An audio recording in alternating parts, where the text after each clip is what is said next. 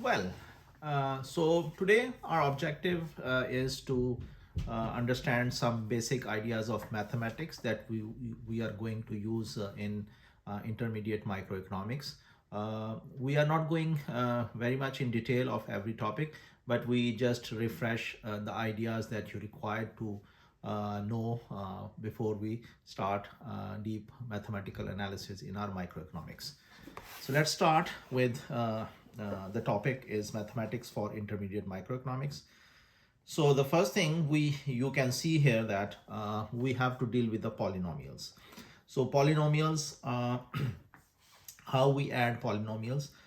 So the first thing we add similar polynomials. So we can add up like x square and 4x square because the polynomials are x square, so we can add up. Like here in this particular example, if you look, we have an x square. Uh, so we have an x square. So we have an x square and 4x square. So these are called as a like terms, and we can add up or we can subtract these like terms depending upon their signs, if they are plus or minus. So in this particular example, if you look at, so we see here that 3x does not have a like term, so we cannot add up this 3x, but we can add this 1, which is just a digit, and 5, which is just a digit. So we add up 1 plus 5 as 6. X square plus 4x is a 5x square, and 3x is going to be stay as. So this way we can add up or subtract the polynomials. So we can say subtracting polynomials are similar, like these are two terms, 3x square plus 2x plus 7 minus x square plus x plus 4. So how we can simplify it, or how we can minimize this polynomial. So we again see the like terms, and we add or subtract depending upon the signs with them. As this is a minus sign outside the bracket, so when we open up, this is going to change all the signs of the inner one. So we can see here like minus x square, minus x, minus 4, and here is we have a 3x square. So 3x square minus x square is going to be 2x square. 2x minus x is going to be x only, and 7 minus 4 is going to be 3 only. So we see here in this way that we can add or we can subtract polynomials. The polynomials, or these can multiply with each other, like these two terms are multiplying, and we see here these fences or brackets outside these terms means that both these terms are multiplying with each other. Now in this case, we have to be careful when we are multiplying. It means that this whole term is going to multiply with this whole term. It's not like one with the one and the other one with the other one. It is not like this. So we have to multiply 2x with 5x plus 8, and 3 into 5x plus 8. So we convert this whole operation into this format. Now with this format, we see that 2x multiplied by 5x is going to be 10x square. When x multiply with x, their exponential is going to be add up. So we see here x square. 2x multiplied by 8 is 16x, plus 3 multiplied by 5x is 15x, plus 3 into 8 is 24. So again, we can simplify further by adding up the similar terms. And we see here that 10x square plus 31x, because 15 and 16x are 31x, plus 24. So this way we can do this. So far what we learned adding up polynomials, subtracting polynomials, and multiplying polynomials. So here is you see here now how we can say these are the terms, these are not equations. And what's the difference? Why these are terms, these are not equations? Because for an equation, it is important that equal sign must be there. If there is no equal sign, a statement in which two expressions are equal, that equal sign, then we can say that it is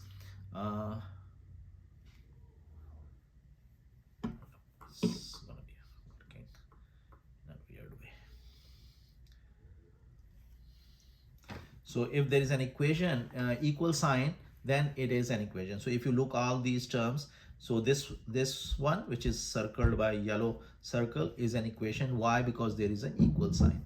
This one is not an equation, this one is not an equation, but this one is an equation because of this equal sign.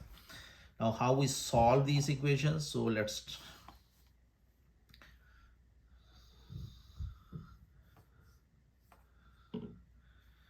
to solve an equation for a variable, the properties of equality, whatever we are doing on one side of the equation, we have to do the same thing on the other side. So we have to create an equality between both sides of the equal sign, both sides of the equal sign.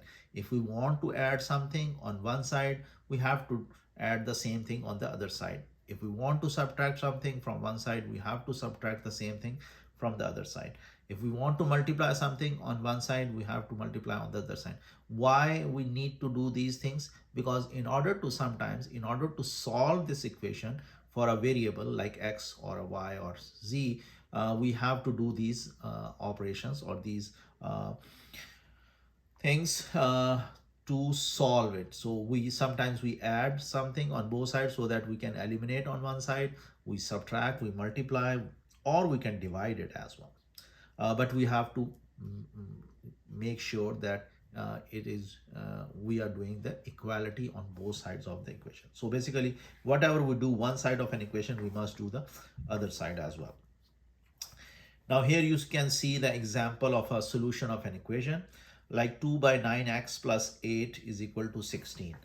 Now you see this 8, if we subtract 8 from both sides, so what is going to happen? This plus 8 minus 8 is going to be eliminated, and this 16 minus 8 is going to be 8.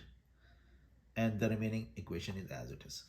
Now how we can solve this fraction by multiplying. If we multiply both sides by 9,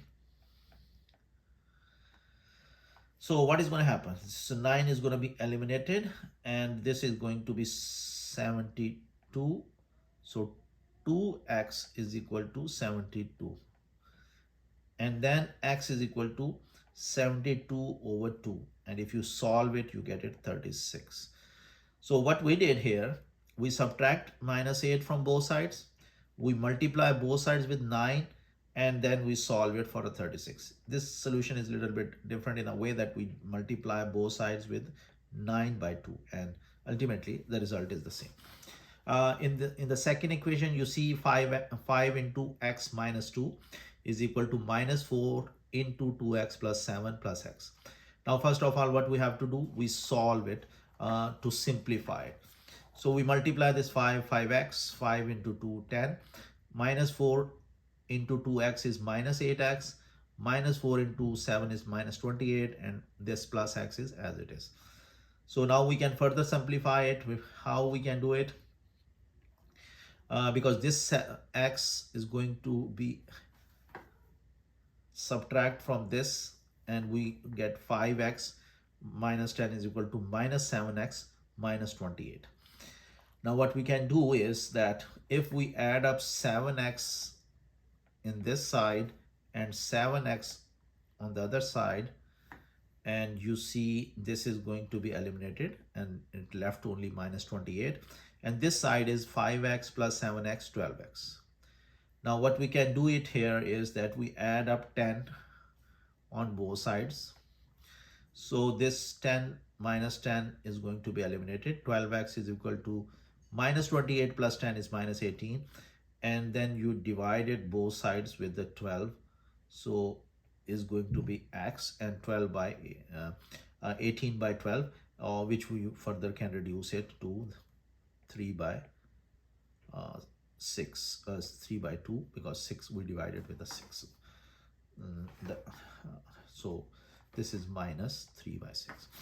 So you see here what we said in this way, that whatever we have to do on one side, we have to do the other side. This is the way that we solve the equations, and it is important that you understand. This is just a grade 8 to 10 mathematics, algebra, simple algebra. Now, if there are two variables, like here you see only one variable, x in this equation and x in this equation. One equation, one variable, we can solve for that variable. But if there are two variables in our question, like x and y, so for that, we need two equations. One equation is not able to solve that, like x and y. So from this, we learn that if we have a three variables, then we need three equations to solve it. If there are two variables, we need two equations to solve it. So here we are saying simple two equations with two unknowns, like as I mentioned, variable x and y. So these are two unknowns. We need two equations. To solve the equations means we find the value of x and y. So we want to find out these two unknowns, x and y. And this is what we call it as a simultaneous solution, or a simultaneous solution of equations. Now, how we can do it? There are many ways that we can do it.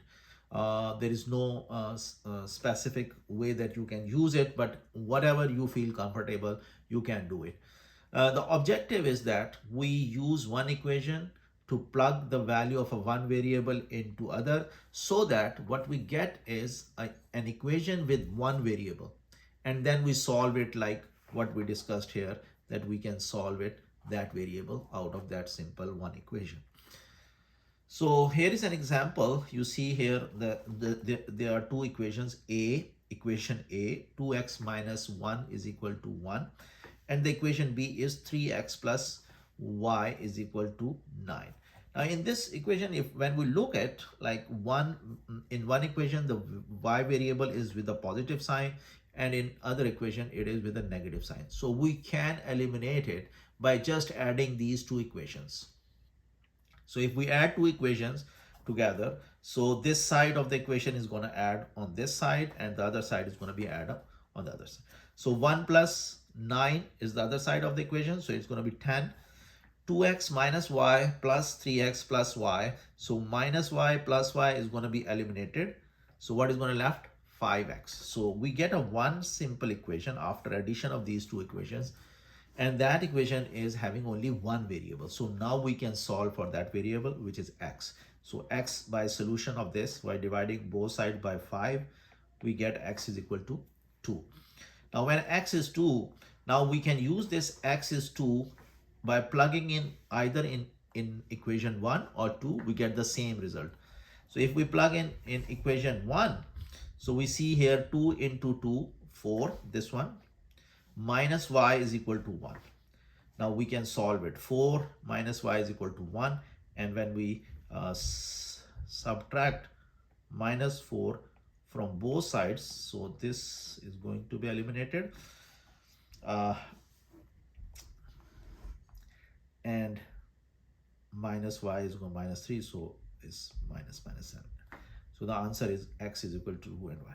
So what we learn here is that if we want to find out two variables, in some of our microeconomics examples, we find out P and Q, price and quantities. So if we have two equations, one is demand equation and the other one is supply equation. The demand equation also have a x and y values, like P and Q values, and the supply equation also have a P and Q values. So when we simultaneously solve these two equations of demand and supply, we can find it out the value for P as well as the value for Q. Now this P is an equilibrium price and Q is a equilibrium quantity. So we can practice here like a simultaneous equations, how we can solve this. So this one is a simple equation with only one variable. Now how we can solve it? If we subtract 9x from both sides, so this is going to be eliminated, and sorry, this one is not minus. So minus 4x plus 6 is equal to 10. And if we subtract minus 6 from both sides,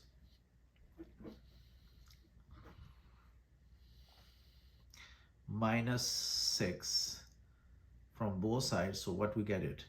Minus 4x is equal to minus, this is minus, so minus 16. Then x is equal to 4, because when you divide with minus 4 and minus 4, so we get it x is equal to 4. In this equation, we have two variables like 3x plus 2y is equal to 13 and 2x plus y is equal to 8. So how we can solve it? We can simply multiply the second equation with 2. So first we multiply the second equation with 2.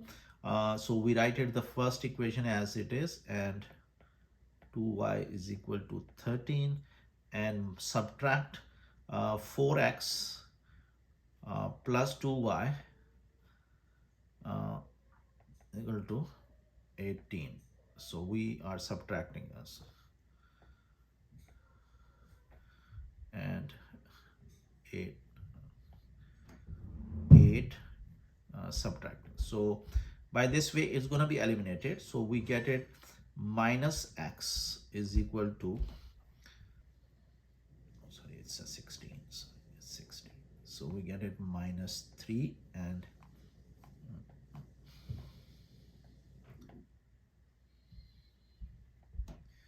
so it's going to be 16. So minus x is equal to minus 3. So x is equal to 3. If x is equal to 3, we can plug it here. 2 into 3 plus y is equal to 8. So y is equal to 2. So we get it like x is equal to 3 and y is equal to 2. We can solve this as well, but how we can do it? We multiply the first equation with 3, like a 12x minus 6y is equal to 24, and add 3x plus 6y is equal to 21. So we adding up. So when we add up, it's going to be eliminated. It's going to be 15x is equal to 5 and 45. So x is equal to 3 again. And when x is equal to 3, so we can write it 4 into 3 minus 2y is equal to 8. So minus 2y is equal to minus 4. So y is equal to 2. So x is equal to 3 and y is equal to 2. So it's by chance that when we solve these two questions, we are getting the same answer, like x is equal to 3 and y is equal to 2. Otherwise, there is a possibility that we can get very different answers. Now in microeconomics, we also need to see the graphs, the slopes and intercepts. Now, if the equations are given, we need to draw the graph, or if a function is given, we need to draw the graph. So in a graphing a function such as y is equal to fx, means y is a function of x. X is placed on the horizontal axis and is known as independent variable, and y is placed on the vertical axis and is called as a dependent variable. So that's a standard things that we plot, our dependent variable on y-axis and independent variable on x-axis. So the graph of a linear function is a straight line. If the function is linear without any exponents in their variables, then it's a linear function, and linear function graph is always a straight line, whether it's a downward slope or it's upward slope, but it's a straight line. The slope of the line is measured like delta y over delta x. We also use the term rise over run. Like rise means that what is the change in your vertical axis, and what is a run means what is the change in your horizontal axis. So this is the way we calculate slope. Now the slope of a linear measures the change in y divided by the change in x, and the slope indicates the steepness and the direction of the line. If it's a negative slope, so we can see that the graph is going to be like this. If it is a positive slope, we can get it a curve like this. But these are all linear straight lines, and the steepness reflects, like sometimes the graphs are very steep or sometimes it's very flat. So we can get it different types of. The greater the absolute value of the slope, the steeper the line is. So Absolute value, why we are saying that we ignore the sign, whether it's a downward sloping or upward sloping, but the steepness is the greater the absolute value of the slope is, the steeper the curve is. The positively sloped line moves up from left to right, like this curve. Uh, but it should be, because of a free hand, it's not a straight line, but it should be a straight line. Negative slope is downward, from downward sloping. The slope of a horizontal line, like if we see this as a horizontal line, the slope of a horizontal line is 0. The slope of a vertical line is infinite, right? The slope of a vertical line for which delta x is equal to 0 is undefined or infinite. The y-intercept is a point where the graph intersect or crosses the y-axis. So this is y-intercept. In this case, there is no y-intercept, but if we draw any curve like this, this is y-intercept. If we draw this curve, this is y-intercept. So where the graph is crossing your y-axis, that is called as a y-intercept. This is our x-intercept. In this case, there is no x-intercept. In this case, we have this x-intercept. That is where the line intersect the x-axis. It occurs when y is. So if we look at this point, these are y-intercepts. So we can see very easily that the x value is 0 at that point. And when we are looking at x-intercepts or axis intercept, so here the y value is 0, right? That's a standard thing. Now, if we want to draw the curve for this equation, how we can do it? So the first thing is that we have to find out y-intercept or x-intercept and then join these lines. Because it's a linear function, there is no exponent in this whole equation. So we can say that it's a linear function. And what we do, we first find out y-intercept. How we can do it? Because if we plug 0, because we know that y-intercept is a point where x is 0. So if we plug 0 here, so then what is y? Y is equal to 3.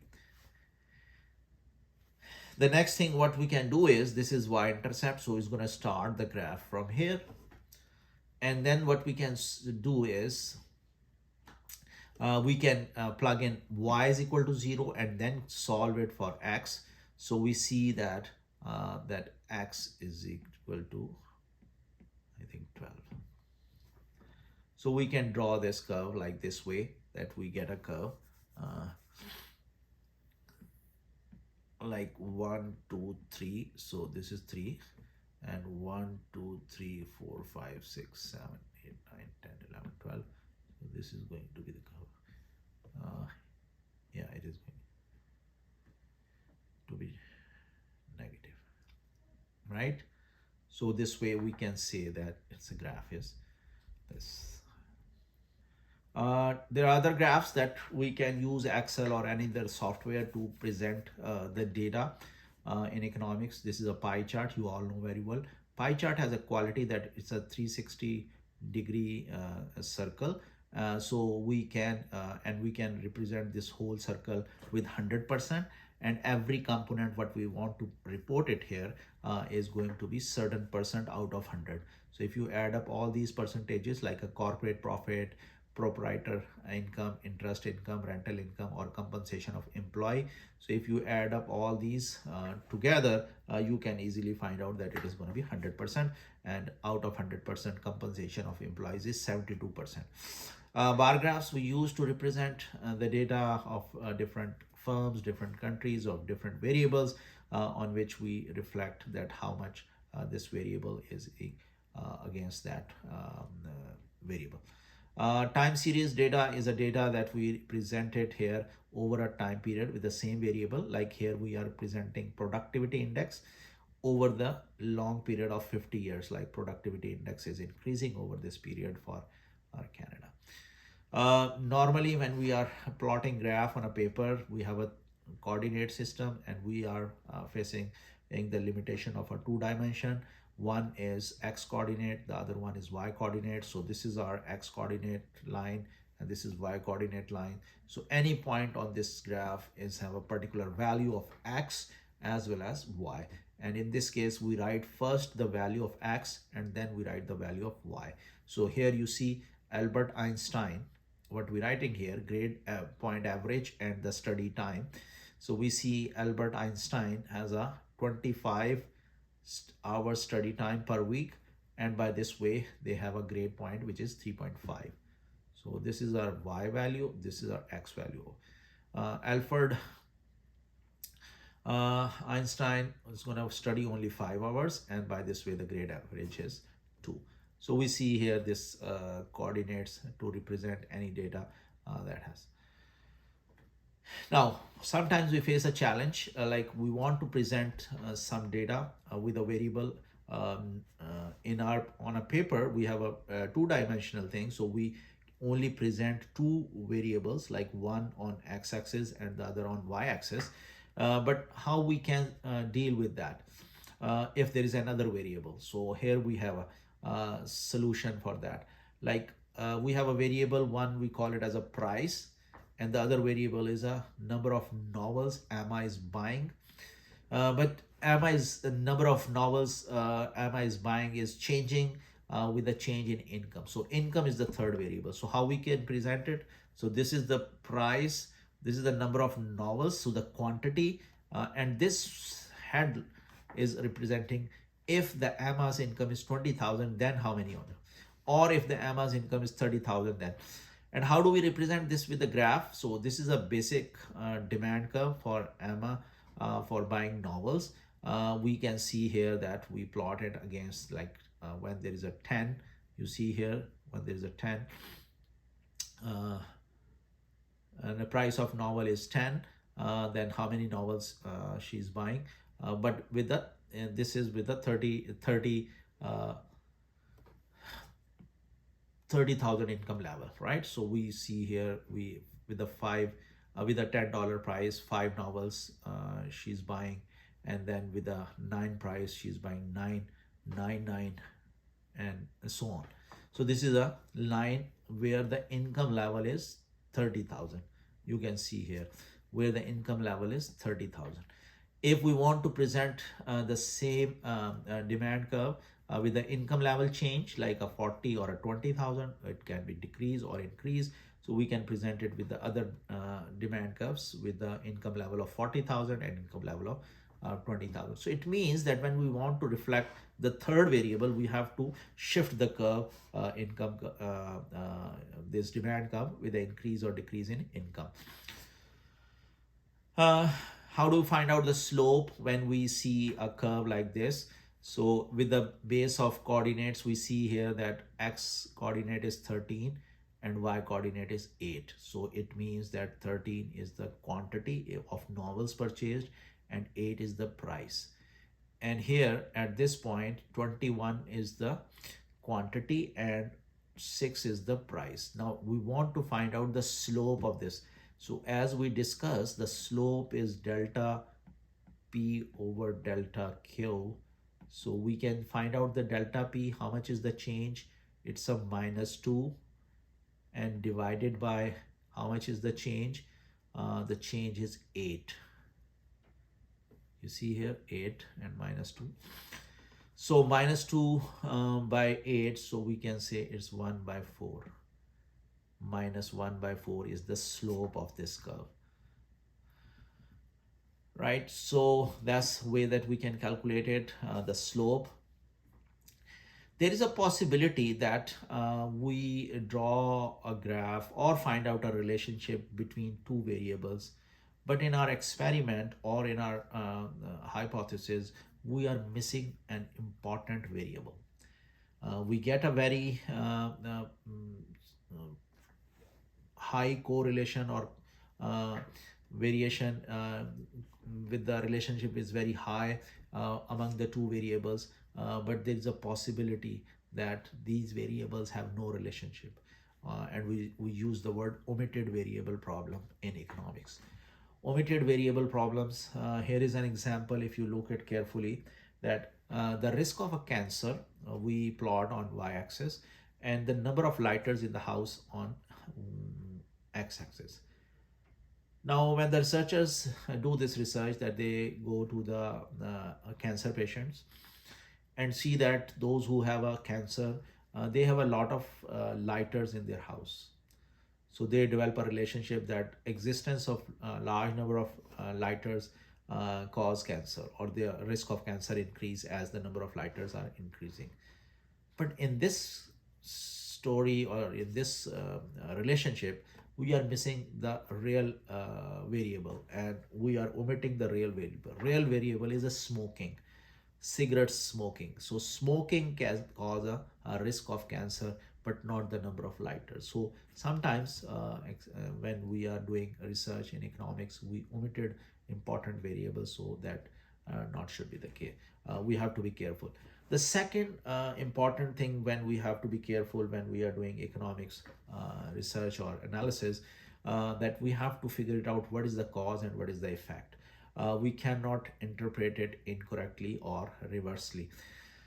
Here we see that the relationship between violent crimes per 1,000 people plotted on y-axis, and number of police officers per 1,000 people we plot on x-axis, and we see very linear relationship or positive relationship between these two variables. So as the number of crime is increasing, the number of as the number of police officers are increasing, the crime is increasing. But the problem is that this is not the cause and effect. The situation is reverse.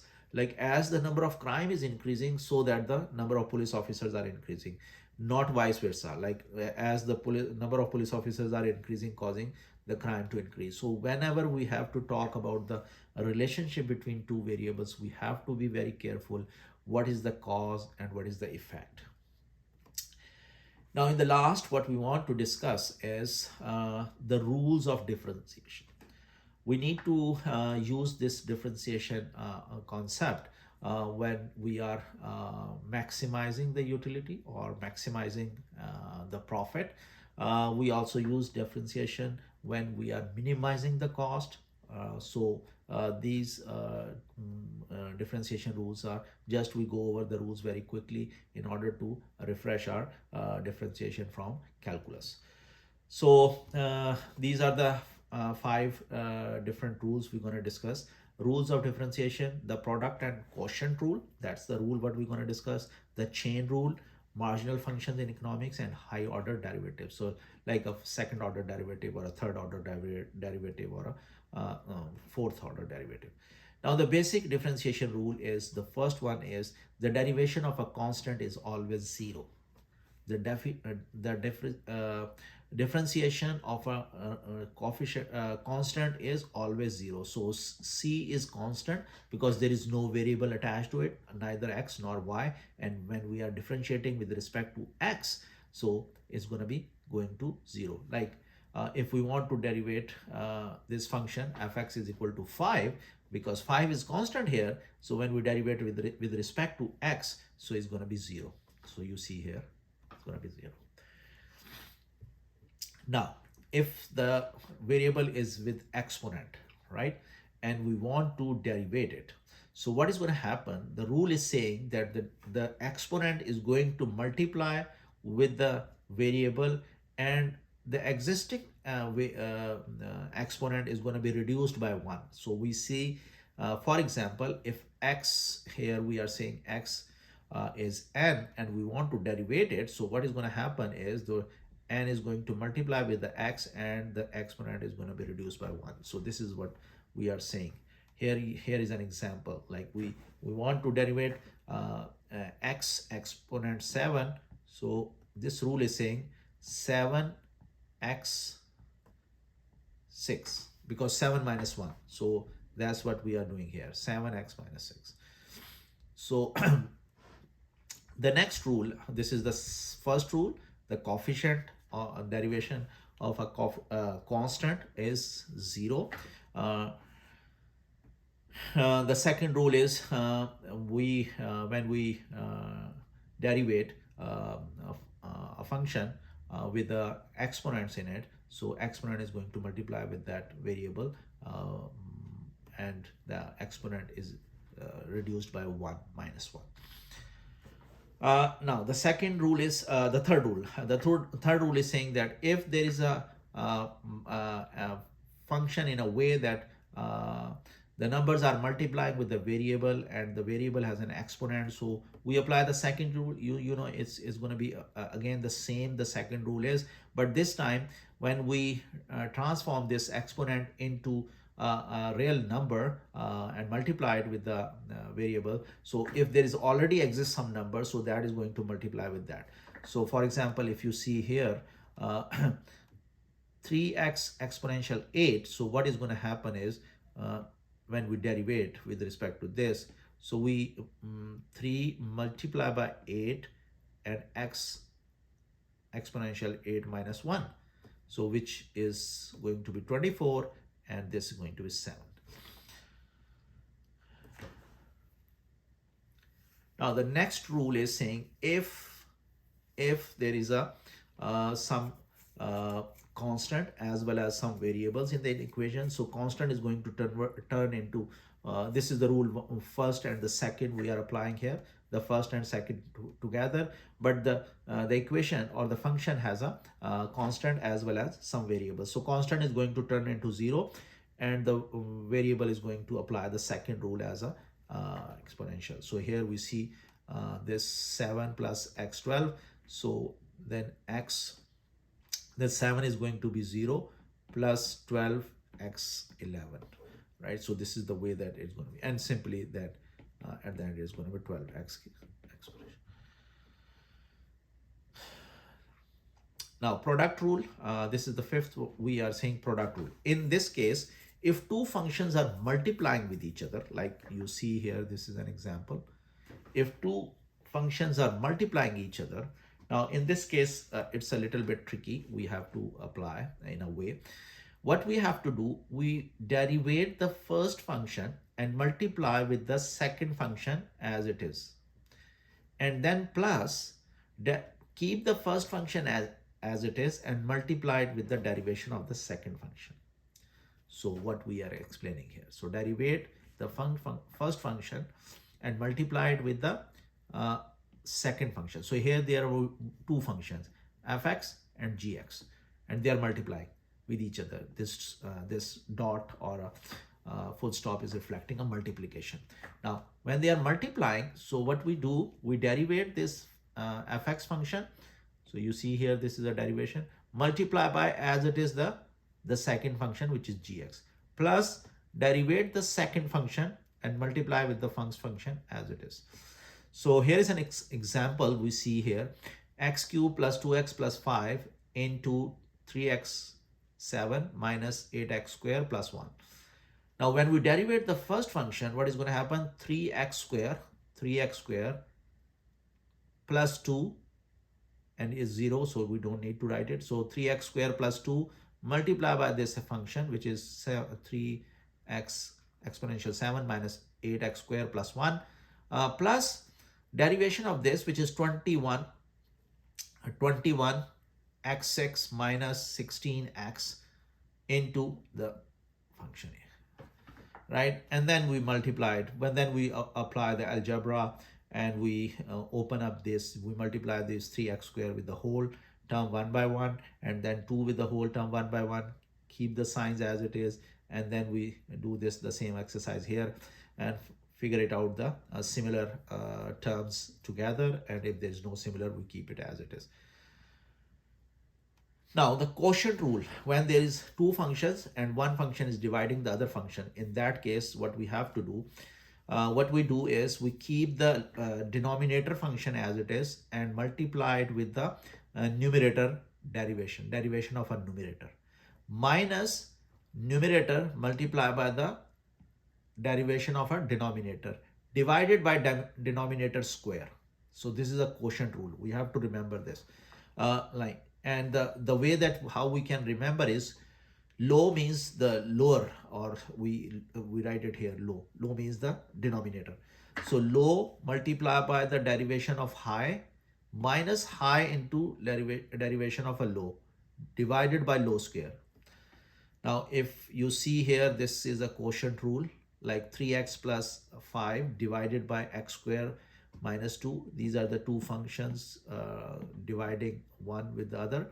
So what we have to say, the rule is saying low x square minus 2 we keep as it is, and derivate the function x, the high, so which is 3. So 3 into, this is the first part, minus the derivation of the low, which is 2x, into 3x plus 5, and x square minus 2 square. So we solve it by applying the algebra. The chain rule is saying that if the function is like this, that there is a function and inside the function is also a function. So how we can derivate it?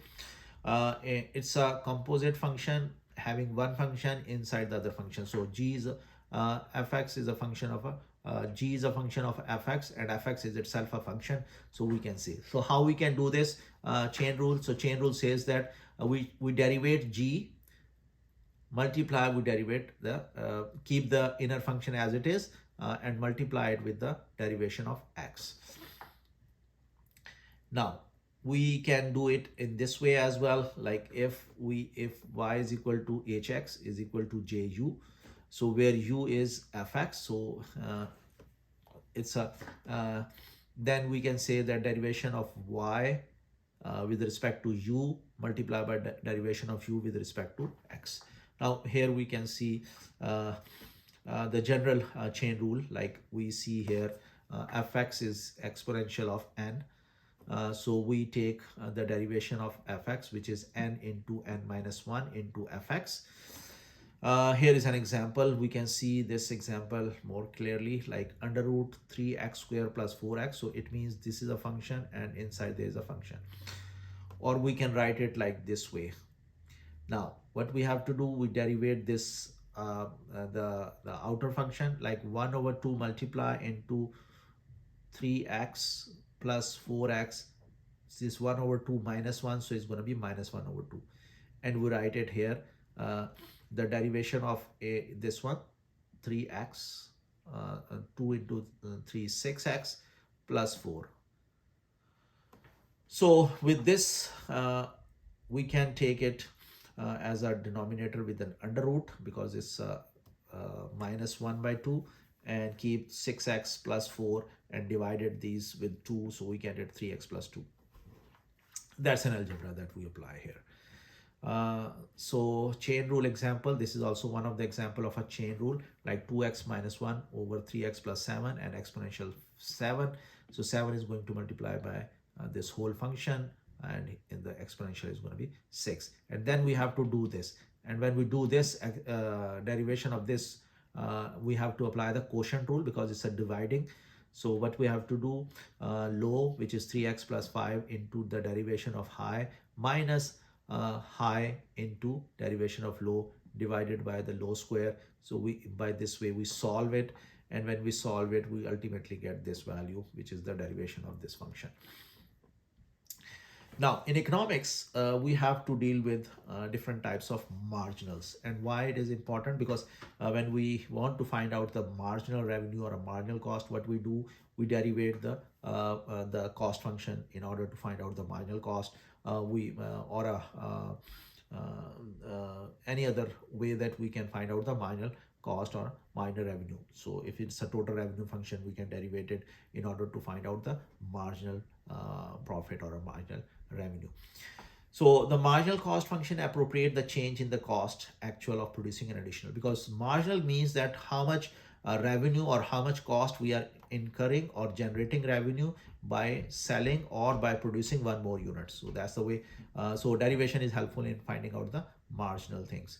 The marginal average cost function measures the rate of change of average cost. Now this is a marginal cost function. So if we have an average cost function, so that we can find out the marginal average cost as well. Marginal revenue function measures the rate of change in the revenue function. It appropriates the revenue from a sale of an additional unit. Or a marginal profit function measures the rate of change of the profit. It approximates the profit from the sale of an additional unit. So whatever we are doing, one unit, if we are producing one more unit, how much is the cost? That is a marginal cost. If we want to find out on the marginal revenue, how much revenue we are generating by selling one more unit. If we want to find out marginal profit, how much profit we are generating by selling one more unit. Or so this is the way that we can find out the marginal cost. Now, if this is the cost function, like Cx is a cost, general cost function.